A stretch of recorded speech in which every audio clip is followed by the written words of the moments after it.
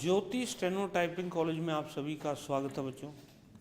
जो बच्चे डिक्टेशन लिख करके टाइप करके अपनी एक्यूरेसी जानना चाहते हैं और अपना फाइनल सिलेक्शन चाहते हैं, भी आप जो है लग जाओ, तो ये वेबसाइट है ज्योति स्टेनो टाइपिंग कॉलेज.com। इस वेबसाइट पे जाओगे, एक बटन है admission for government job only, उस पर क्लिक कीजिए, अपना रजिस्ट्रेशन कीजिए, खुद का यूज़र नेम पासवर्ड खुद से बनाइए और वहाँ से आप स्टेनो कोर्स के अंदर टाइपिंग का डिक्टेशन का जैसे वहाँ कोर्स ले सकते हो। English steno basic to government job के नाम से कोर्स होगा मंथली, वो वहाँ से ले सकते हो और उससे जो है आप टाइप कर सकते हो और अपनी एक्यूरेसी को जान सकते हो।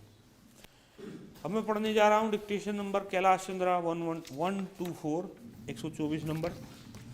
Dictation start after 5 second. Sir, this amendment relating to clause 8 is most important and it affords us yet another opportunity to explain to the government and to all those friends who do not still see eye to eye with us that clause 8 is perhaps the blackest clause in the bill. We have made it very clear, Mr. Deputy Chairman, that we have very many clauses this bill to support.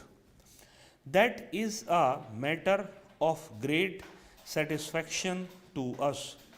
Now, sir, whatever the government may be saying, whatever the Prime Minister may be theorizing, whatever new discoveries may be made by him with regard to the proposition of linguistic states and whatever acquisitions may be made against the other parties of breaking the unity of India, the fact remains that the States Reorganization Bill, as we have it before us, recognizes in practice the reorganization of India largely on the basis of language. Nothing can detract this outstanding fact with regard to this bill. Therefore, sir, let us be very clear about it. It is not something that we are saying for the first time, and it is not something which is very extraordinary.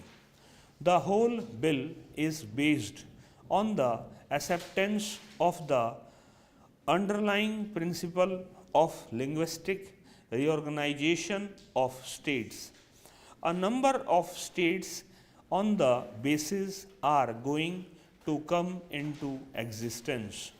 But when we come to that region of Maharashtra and Gujarat, we find a different type of dispensation meted out to them.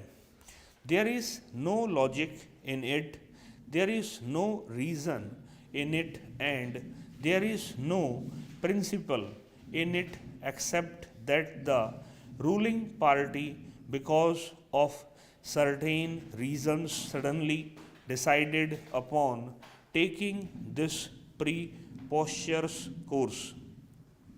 My deputy chairman, Clause 8 creates a bilingual state of Bombay.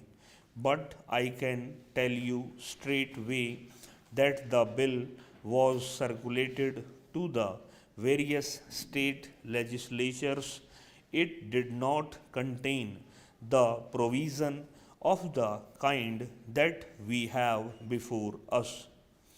Thus, the people in the state and their legislatures in particular were denied the opportunity of addressing their mind to this particular clause which we have before us. They discarded certain other things too. It was open to them to discard this matter also. They could discarded certain other things too. It was open to them to discard this matter also. They could not foresee that the government would suddenly so change its mind that it would be necessary to discuss it. They concentrated on the provisions of the bill based on the recommendations of the Commission. They had before them two important documents: one, the Commission's recommendations with regard to Bombay, and the other, the proposals contained in the bill that went to them. They concentrated only on those things, and they could never have seen that went to them. They concentrated only on those things, and they could never have seen that certain honorable gentlemen would collect together in the lobbies signatures of various members on a little piece of paper and flaunt them before the Prime Minister, and the Prime Minister, who has not been easily changeable in regard to this matter, would suddenly change and accept the suggestion for the creation of a bilingual state. That is how this clause came into existence.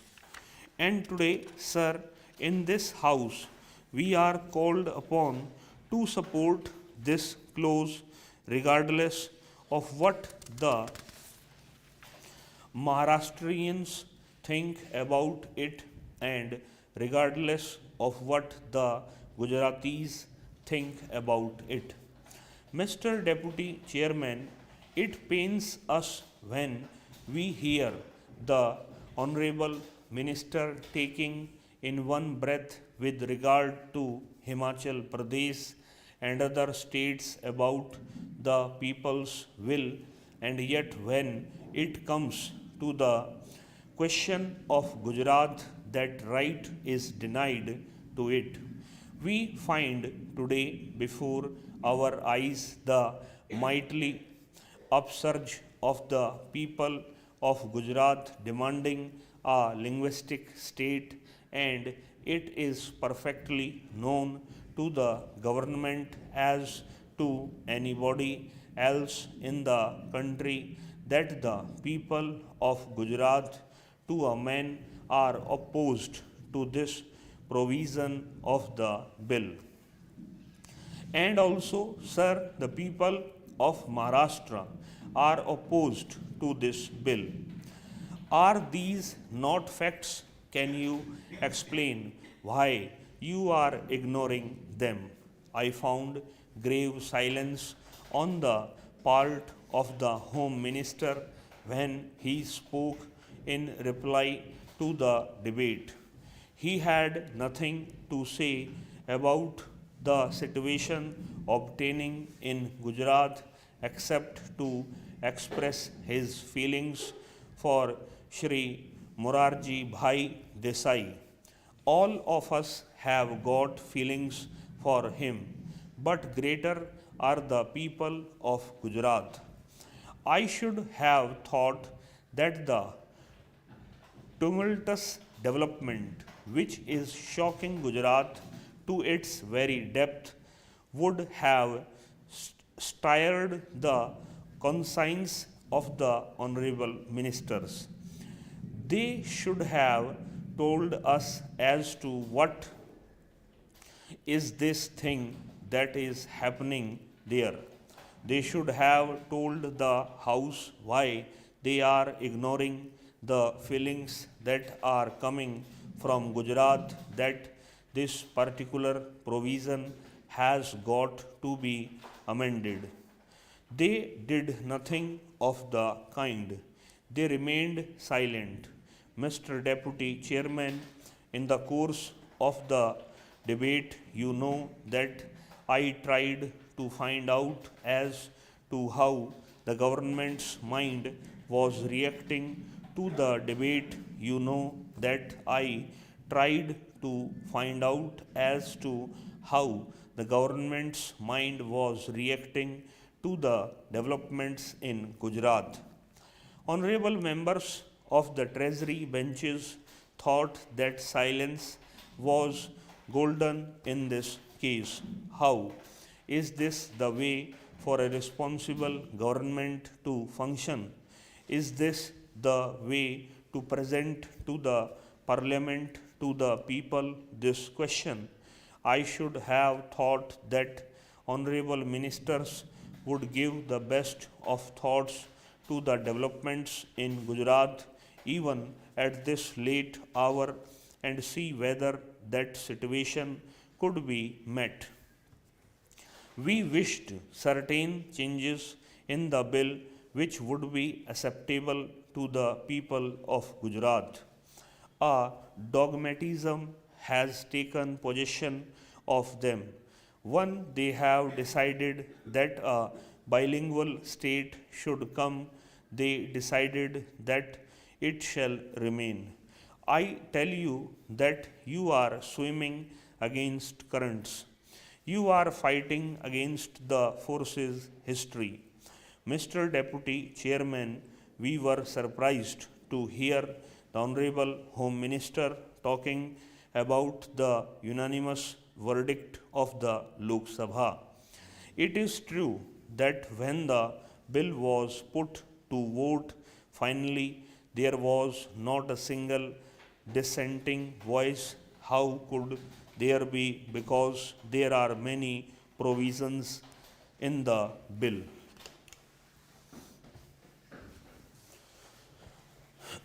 Word में आपको बता देता हूँ.